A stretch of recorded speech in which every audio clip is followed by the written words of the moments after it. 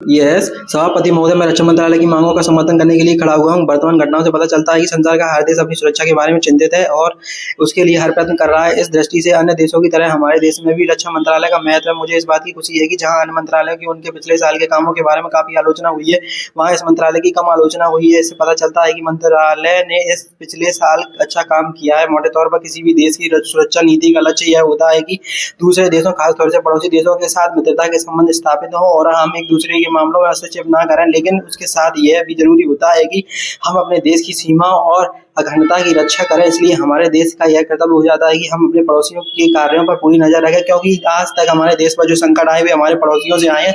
1965 में पाकिस्तान के साथ जो लड़ाई हुई और उसके बाद ताशकंद में जो समझौता हुआ वह सिर्फ कागज पर ही रहा। पाकिस्तान ने उस पर कोई अमल नहीं किया।